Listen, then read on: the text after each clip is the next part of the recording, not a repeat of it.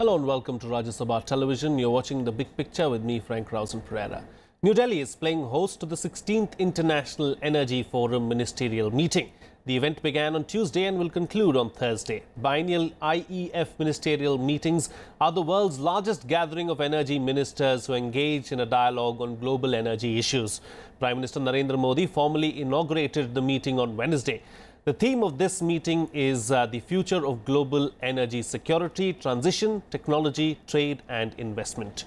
India, being a large energy consumer, has to depend on producers like Saudi Arabia and Iran to fuel it. If India wants to continue being the fastest growing economy in the world, it is very crucial that we pay attention to our energy needs. According to the Prime Minister Narendra Modi, India's energy consumption will grow by 4.2% a year for the next 25 years. On this edition of The Big Picture, we will analyze how India can secure its energy needs. Joining me on the program today are Ajay Shankar, former Secretary, Department of Industrial Policy and Promotion; Sushil Chandra Tripathi, former Secretary, Ministry of Petroleum and Natural Gas; Ashok Sajjanhar, former Diplomat; and R.P. Gupta, Additional Secretary, Energy, NITI Aayog. Thank you to all my guests for joining me on this edition of Big Picture. Mr. Shankar, I'd like to begin with you. Let's first try and understand, where is India's energy consumption headed? Upwards and upwards, because our per capita income is still below $2,000 a year. It has to go up to 8, 10, 15. So the energy consumption is to go up and up, and we will be one of the biggest shapers of the global energy markets, because China has more or less arrived in terms of its development. We have a long way to go. The crucial question is that how do we grow? Do we grow the way China grew, the way US grew, or do we chart a different path? If we chart a different path, then in terms of energy security, we are better off, because you use more renewable energy sources, and the demand we'll place on global producers would be less, and therefore we can expect greater price stability or moderation. And the other thing is that in terms of global warming, if India does not succeed in changing its trajectory towards a more renewable energy intensive growth path, then the challenge for global warming is practically lost. Sure. Let me bring in Mr. Tripathi into the picture. Now, Mr. Tripathi, as far as crude oil is concerned, India is the third largest importer of crude oil. Can we use that as a leverage against the OPEC countries to try and bargain some kind of a deal and, and get oil at the prices that we want to get them at?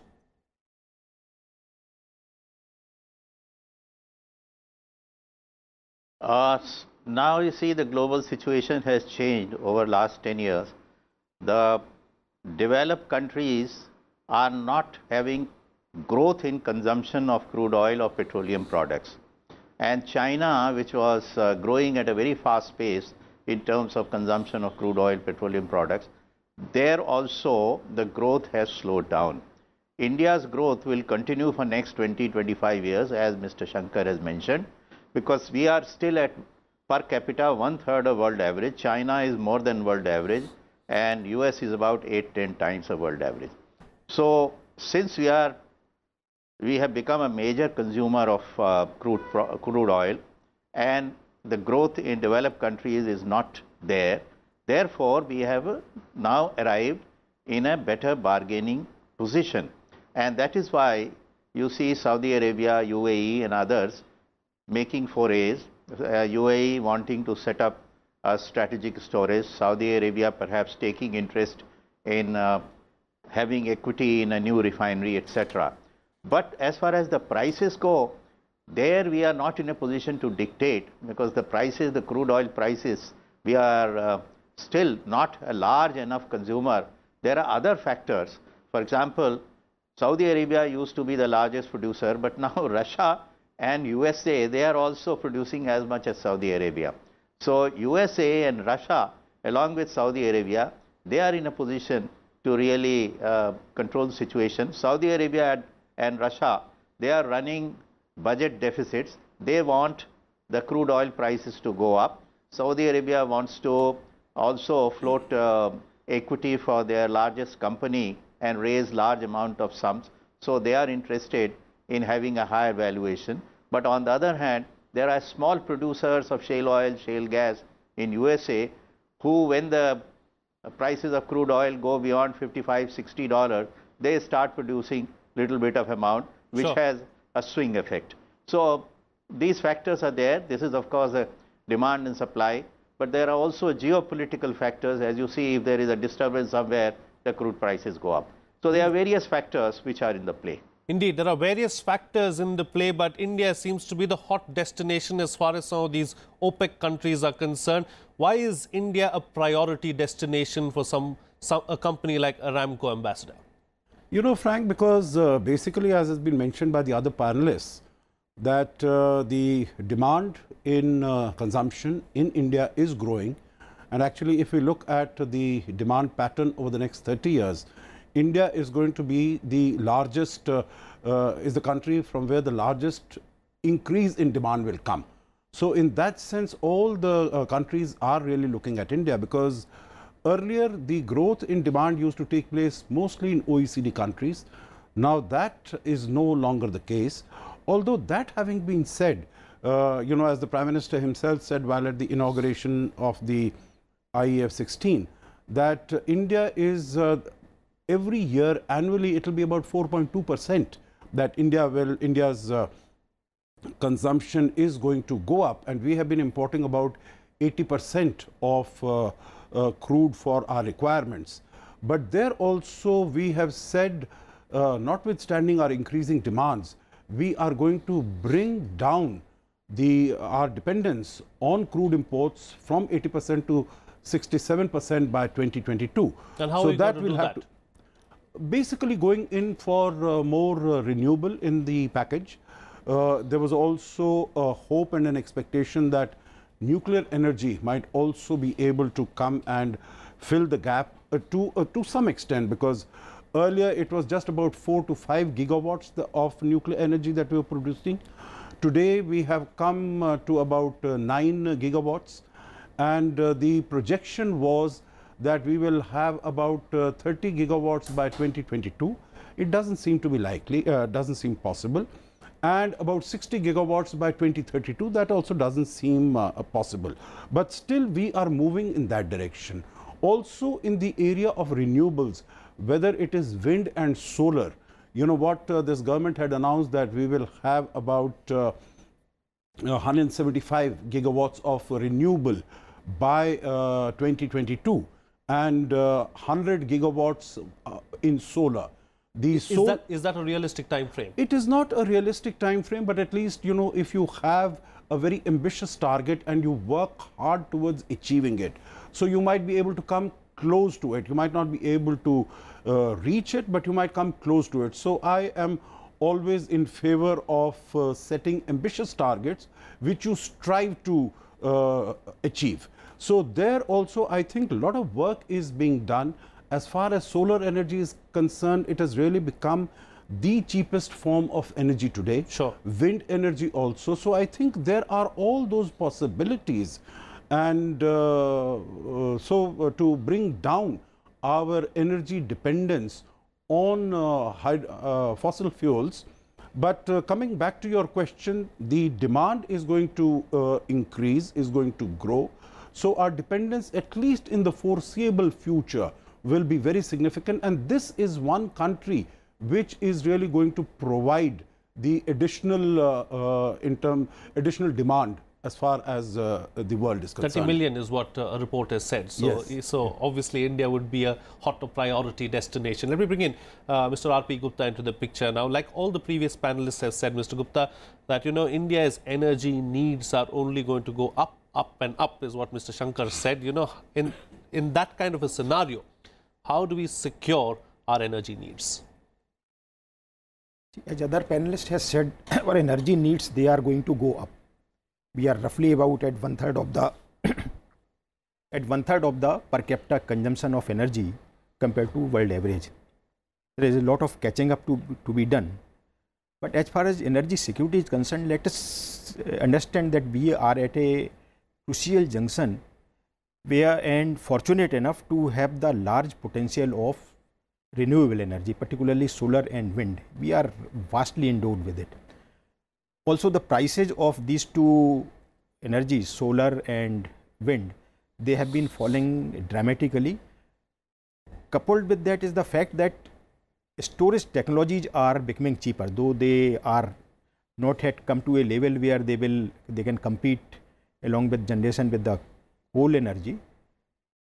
But definitely in very near future, in a time span of 7 to 8 years, the estimates are that generation coupled with storage, that will come roughly at the level of the power generated from coal. Another factor which will secure our energy security is that the electric vehicles, which will take away a lot of electricity and will run on electricity, particularly the renewable energy, that will reduce our dependence on oil particularly. We are endowed with coal also, and we have to use that coal very judiciously so that it doesn't pollute the environment. But we definitely have to shift more towards renewables and coal, and to that extent the energy security would be ensured. Also, the gas becoming available in world market in plenty of points. So the shift towards gas, and when it is available in number of markets, the security will be to that extent strengthened. The points security, energy security does not necessarily mean that we produce whatever is needed, but if there are multiple markets which are available from where we can secure it and at affordable prices, it ensures our energy security. Sure. You know, Mr. Shankar, how can we fundamentally change the way we produce and consume energy? What needs to be done, do you think? I would begin by taking off from what Mr. Gupta said just now. The big game changer can be electric vehicles. And in fact, Norway has taken a decision that by 25, they will see that no new vehicles are on the road which are not electric. And other countries in Europe are doing. The Indian government also moved in that direction, where the minister said that by 2030. But then there's been a little bit of back and forth as far as that is concerned. It's a new area, so there will be learnings, there will be ups and downs. It could be 30, 35, 40, whatever. So it's doable, you're saying? Absolutely. And if the entire vehicle of road transport shifts to electric, and if all rail transport shifts to electric, and if you can get all your electricity from renewable sources, which also is possible, then you actually reduce your dependence on oil and gas to negligible levels. You know, but the counter argument is, where is all this electricity going to come from? Because when you don't have electricity to connect to the houses and the people living in the dark. But there we are fortunately surplus. Today we are surplus in electricity generating capacity. The plant load factors have come down, and shortages are a matter of the past. The problem is that we have yet to connect some households, but whatever electricity they will theoretically consume is available in the country. So, and if the renewable prices have come down dramatically, then it is possible to think of scenarios where we get a major shift away from fossil fuels. That is a possibility that has arisen today. 5 years back, I would not have been prepared to say this. But today, because renewable energy prices have come down, the cost of electric cars have come down, and the whole charging infrastructure is a doable thing. So one can actually look at transport on the surface, roll and rail, moving entirely on electric, and in parallel electricity moving towards fossil fuel generation. I mean, theoretically you could have, like France, 80% of generation from nuclear, and that is no fossil fuel at all. So that scenario is opening up in a manner which didn't seem plausible or realistic 5 years back. Sure. You know, Mr. Tripathi, is there a situation or a possible scenario where fossil fuels and new kind of technologies can coexist and take the country or the world forward? You see, the fossil fuels and new kind of technologies will coexist. But India is not a small country, and there are several countries within India. Therefore, any overnight or a drastic change is not likely. And I do not foresee the renewables to be the major source of energy, because renewables, both wind and solar, they also have limitations. Limitations in the sense that wind has almost reached 75% of its potential.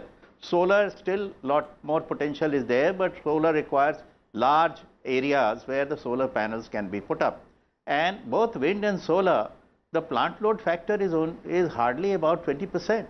So you need base load. The base load will come either from fossil fuel, coal or gas or nuclear. You see, a country like China, which is similar to us in many respects in size, etc., they are setting up 37 nuclear reactors at this point of time. We are unable to take more than 1 or 2 nuclear reactors in 4 or 5 years' time. So we have to get our act together. If we want to have more energy which is less dependent on fossil fuel, then we need to have more nuclear power. We need to have more renewable power. Renewable also hydro, we are not able to set up new hydropower projects. And solar and wind can't take us too far. So I think in India we will continue to be dependent on fossil fuels at least for next 20-25 years. If there are any drastic technological changes, then of course it can be reduced. The time period can be reduced. Sure. You know, Ambassador, talking about fossil fuels, India has been demanding fair and priority prices as far as oil and gas are concerned. You know, the Saudis are looking at oil settling down at about $80 per barrel. Dharmendra Pradhan, the Petroleum Minister, has spoken about, you know, spoken about oil being at $50 per barrel. Is there a balance that we can strike somewhere and ensure that, you know, we can get what we want? I think it is necessary, and I think both sides, because it has to be, the system has to be made sustainable. And that is why I think the Prime Minister in his inaugural address, he also spoke about the need to have a global consensus on fair pricing. You know, as far as Asian countries are concerned, they have unfortunately, for much of the time, as far as oil and gas is concerned, they have been forced to pay what is called the Asian premium, which is, you know, about $6 or so, that is above the rate that the European and the United States customers and purchasers have to pay. And this is patently unfair, and we've been speaking about this for quite some time. But you see that there are new dynamics, both in terms of production as also in terms of geopolitical linkages. For instance, right now we see non-OPEC member Russia and Saudi Arabia getting together to try to put up a price which is more beneficial as far as the producers are concerned. So I think is there a situation where we can leverage the non-OPEC countries probably, you know, against the OPEC countries anytime in the near future, Ambassador? Do you see that happening? You see, non-OPEC countries find that the demand is veering towards Asia. For instance, China and India put together over the next decades will account for more than 50% of the increase that takes place. But still you have a large number of non-OPEC producers, whether it is the United States or it is Russia or it is Central Asian countries like Kazakhstan, like Turkmenistan, etc. All these are non-OPEC countries. So, you know, you can't really make same case with them, because you are consumers, they are producers. So our interest in that sense will be somewhat different, but that is where I think we need to come. If the system has to be sustainable, if the system has to be balanced and viable, there has to be, because the producers need assured markets. And assured markets are, as you've mentioned yourself, in countries like India, where the demand is growing and it will continue to grow for quite some time. After all, we have 1/3 of our population which does not have access to electricity. So in terms of the requirements and the demands in the country, they are huge. But how do we leverage those in combination with countries which are also consumers and where we can work together with them? I think, as was mentioned earlier, it is the pricing system is so flexible and so volatile, because something happens, you know, what happens in Syria, what happens as far as relations between Qatar and Saudi Arabia and Iran. The first commodity to be affected is oil. Yes. So in that sense, stability is desirable, is important, but getting to it is not that simple. Sure. You know, we've firmly established so far on the debate that it's high time that we moved away from fossil fuels. Mr. R.P. Gupta, as far as clean energy is concerned, what is the state of clean energy in our country at this point in time? We have a established capacity about 65 gigawatts of renewables energy, which has been, the capacity has been established. Generation, on the generation front, it contributes only about 2% of the total energy requirement of the country. But looking to the future, there are huge potential. Somehow I respectfully differ with the assertion that potential of solar energy in India is limited. Whatever potential has been projected, that has been projected based on just 3% of the India's wasteland. Actually, if you count the rooftop and the farm level energy, which can be distributed energy, as well as it can feed into the grid, then the potential becomes virtually unlimited. Looking to that, I am quite optimistic that the future of renewable energy in India is very great. What we have to do is we have to ensure that the requirement of this industry, particularly solar panels, they are made in India, and there is enough research is put in on the storage front, different storage technologies, to make it viable, affordable and accessible to all. Sure. Time to get quick closing comments now from all my guests, starting with you, Mr. Shankar. What is the future of global energy security? As far as India is concerned, I think we need to rethink what energy security means. According to me, it would now mean our ability to manufacture the full value chain in solar panels, far more than getting access to equity oil or gas anywhere in the world.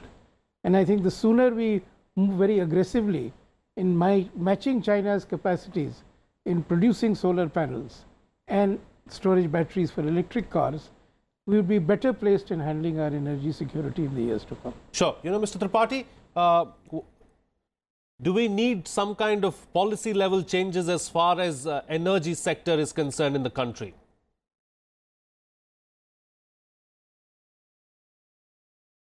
Yes, you see, we have only 1% of oil and gas resources, whereas we have about 9–10% of coal resources. Our investment in coal has to be much more. We have to go on clean coal technology. We have to also have nuclear power and more emphasis on renewables. But as has been pointed out, we are importing solar panels and just assembling them here. Similarly, we are, of course, in wind, we have some domestic manufacturing capacity also, but solar is by and large all import. So we have to have these policy changes, and then only we shall be feeling more secure in terms of energy security. Sure. Ambassador, as far as IEF 16 is concerned, what is it that we would like to take away from it? I think basically have a conversation with all those who are participating, the 72 members plus members of international organizations, and see how we can leverage it to meet our energy needs. We have to have a balanced energy mix for ourselves. Of course, renewables, their share needs to increase because, as has been mentioned, our commitment to climate change also, and also focus on efficiency, because that is one aspect that we have not broached because of paucity of time. But I think in addition to access, in addition to affordability, sustainability, efficiency is a very important element and component of energy security, and that also needs to be focused as we go forward. Sure. And Mr. Gupta, close the show for us with what's the way forward for energy security in the country. What we require to do is that, as has been pointed out, we have to focus more on renewables and the resource coal which is available with us. We have to move forward in direction of the clean coal technologies and the whole value chain of renewables along with efficiency to secure our energy needs and take it to the people who require it. All right. On that note, then we'll have to call it a wrap on this edition of The Big Picture. I'd like to thank my guests, Ajay, Shankar, Sushil, Chandra, Tripathi, Ashok, Sajjanhar and R.P. Gupta for joining me on the program and putting things into perspective for us. That's it from me. See you again next time.